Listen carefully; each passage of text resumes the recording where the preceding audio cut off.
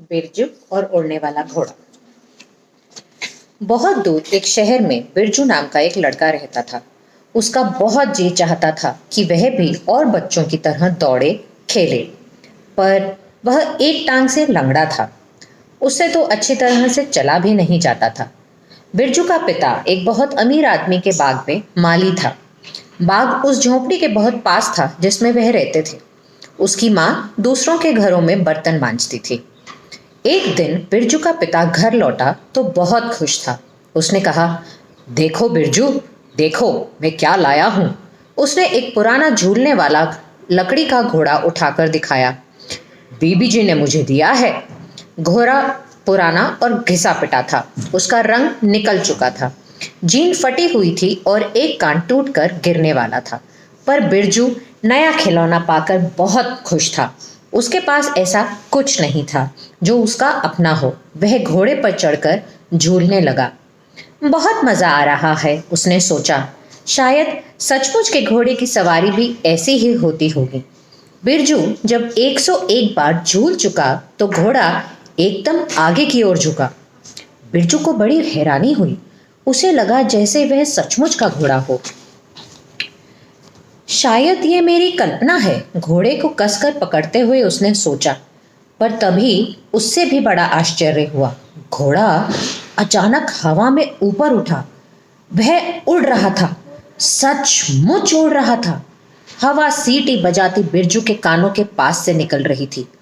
ऊंचा और ऊंचा और ऊंचा। लोग, घर, पेड़ सब बहुत दूर, बहुत नीचे छूट गए। पर इस बार तो बिरजू हक्का बक्का रह गया जब उसने घोड़े को हंसते हुए सुना। तुम्हें बहुत बुद्धू बनाया मैंने, है ना? घोड़ा बोला। तुम सोच रहे होगे कि मैं एक मामूली और पुराना झूलने वाला घोड़ा हूं। हाँ, मैंने तो यही सोचा था। मैं भला कैसे जान पाता? बिरजू ने घोड़े को और कस के पकड़ लिया। वह डर रहा था कि कहीं गिर ना जाए। घोड़ा फिर हंसा। मैं तुम्हें दुनिया में कहीं भी ले जा सकता हूँ। बोलो, कहाँ जाना चाहते हो? बिरजू ने सोचकर कहा, पूरब की ओर, जहां से सूरज निकलता है। घोड़ा हवा से भी तेज दौड़ उड़ा। बिरजू को अब मजा आने लगा। मैं हमेशा दौड़ना चाहता था, पर यह तो उससे कहीं अच्छा है। उड़ते उड़ते वह बहुत दूर एक पहाड़ी पर पहुंचे। पहाड़ी नारंगी सुनहरी धुंध से ढकी थी। वह इतनी चमकदार थी कि आंखों में जैसे चुभ रही हो। अच्छा हुआ कि घोड़ा एक गुफा में पहुंच गया। बिरजू ने आंखों को झपका झपका और खोला। देखा कि वहां एक बूढ़ी औरत बैठी है। वह चमकीले सुनहरे धागे कात रही थी। लगता था वह बरसों से वहीं बैठे धागे कात रही है, क्योंकि उसके चारों ओर उलझे धागों का ढेर लगा था। घोड़े ने कहा, यह पूरब की ज्ञानी स्त्री है। प्रणाम दादी माँ, बिरजू ने कहा। बूढ़ी ने कहा, जीते रहो मेरे बच्चे, तुम तो बहुत अच्छे बच्चे लगते हो। देखो, मेरे सारे धागे उलझे पड़े हैं, तुम इन्हें सुलझा दोगे? ठीक है दादी माँ, बिरजू ने कहा और काम में लग गया। हजारों लाखों धागे थे। वह बुरी तरह उलझे हुए थे, गांठें भी पड़ी थी। पर बिरजू ने बड़े धीरज और मेहनत से काम किया। आखिर सारे धागे सुलझ गए। शाबाश मेरे बच्चे, बूढ़ी स्त्री ने कहा। क्योंकि तुमने मेरी मदद की है, इसलिए तुम अपनी कोई भी एक इच्छा बताओ, मैं पूरी कर दूंगी। बोलो, क्या चाहते हो? बिरजू सोचने लगा। सोचकर उसने कहा, मैं चाहता हूँ कि मेरी माँ को सारा दिन इतनी ज्यादा मेहनत ना करनी पड़े। तुम्हारी इच्छा पूरी होगी, बूढ़ी ने कहा। उसने एक सुंदर नीला फूल तोड़कर उसे दिया और कहा, अगर तुम पश्चिम की ओर जाओ तो यह मेरी बहन को दे देना जो वहां रहती है। बूढ़ी स्त्री को धन्यवाद कर बिरजू घर की ओर उड़ा। वह घर पहुंचा ही था कि उसकी माँ भी आ गई। बिरजू को देखते ही माँ ने उसे गले लगा लिया। खुशी से मुस्कुराते हुए उसने कहा, आज का दिन कितना शुभ है। मेरी मालकिन का हीरों का हार खो गया था, मैंने उसे ढूंढा। देखो उन्होंने मुझे क्या दिया। उसने रुपयों से भरी एक थैली दिखाई और बोली, मालकिन ने कहा कि यह तुम्हारी ईमानदारी का इनाम है, इसे ले जाओ और आराम से रहो। कुछ दिनों बाद कुछ दिनों तक बिरजू कहीं नहीं गया। उसे बहुत अच्छा लग रहा था कि उसकी माँ सारा दिन घर पर रहती थी। फिर एक दिन उसने वह नीला फूल झोंपड़ी के कोने में पड़ा पाया। बिरजू को यह देखकर बड़ा आश्चर्य हुआ कि वह बिल्कुल मुरझाया नहीं था। उसे पश्चिम की बूढ़ी औरत याद हो आई और एक दिन जब उसकी माँ बाजार गई थी, वह अपने उड़ने वाले घोड़े पर सवार होकर चल दिया। घोड़ा शहरों नदियों के ऊपर से उड़ता हुआ सुनसान बंजर जगह पर पहुंच गया, जहां एक बूढ़ी स्त्री बैठी थी और वह पहले वाली स्त्री से भी ज्यादा बूढ़ी थी। वह एक बहुत बड़े करघे पर घोड़ा शहरों और नदियों से ऊपर उड़ता हुआ एक सुनसान बंजर जगह पर पहुंचा, जहां एक बूढ़ी औरत बैठी थी। यह पहले वाली औरत से भी ज्यादा बूढ़ी थी। वह एक बहुत बड़े करघे पर कपड़ा बुन रही थी। कपड़ों के थानों की ढेरियां चारों ओर बिखरी पड़ी थी। बिरजू ने प्रणाम करके उसे फूल दिया। आपकी बहन ने भेजा है, उसने कहा। अच्छा, तुम मिले थे उससे? बच्चे, क्या तुम मेरी मदद करोगे? ये कपड़ों के थान देखते हो, सारे बिखरे पड़े हैं। मेरे लिए इन्हें जरा ठीक से लगा दो।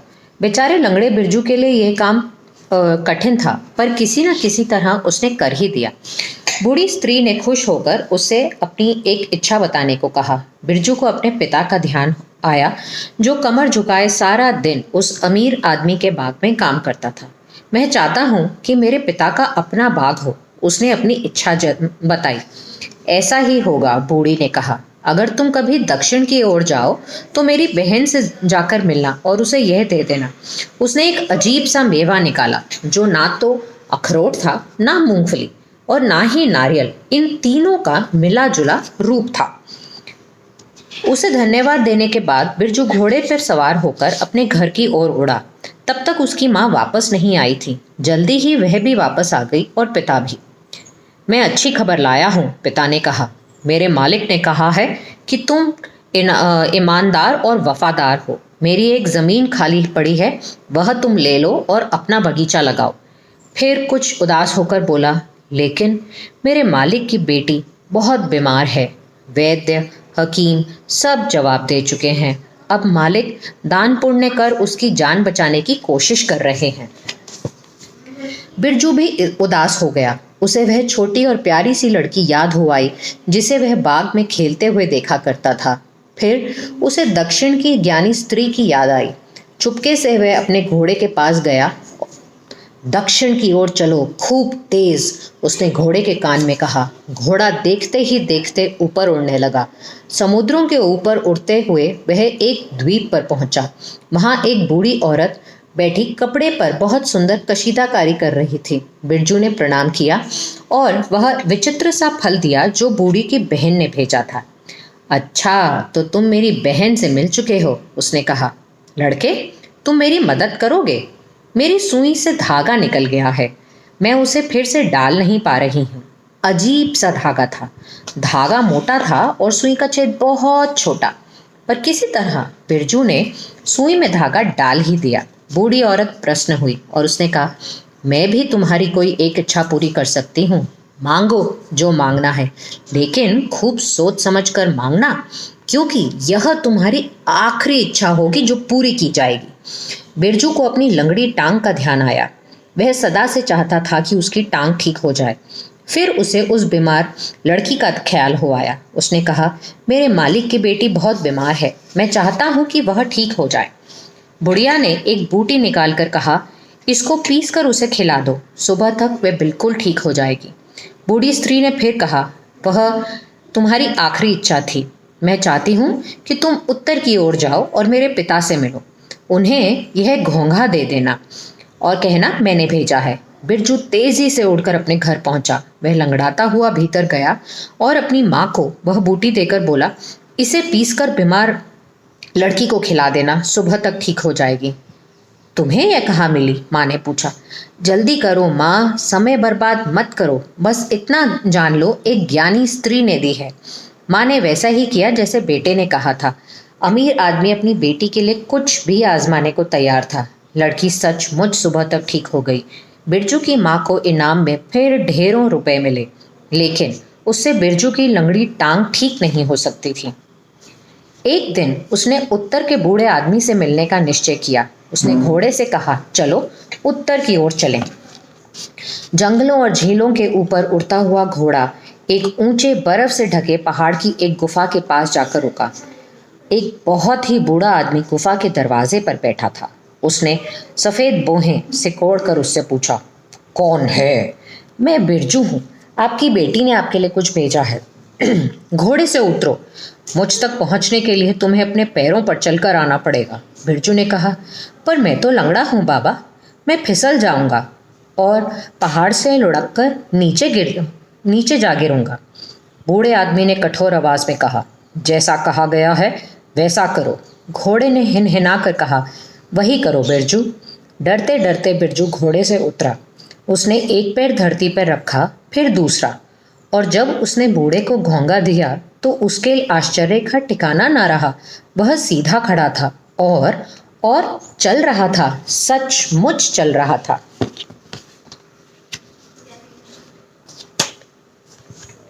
समझ में नहीं आता, मैं आपका धन्यवाद कैसे करूं? उसने बूढ़े आदमी से कहा। धन्यवाद की कोई ज़रूरत नहीं, बूढ़े आदमी ने कहा। जाओ अपने माता पिता के पास जाओ, तुम सब खुश रहो और फलो फूलो। उड़ने वाला घोड़ा इस बार और तेजी से उड़ा। बिरजू के माता पिता ने जब बिरजू को भागकर अपनी तरफ आते देखा तो वह खुशी से फूले ना समाये। इसके बाद वह सब अपने बगीचे में सुख से अपना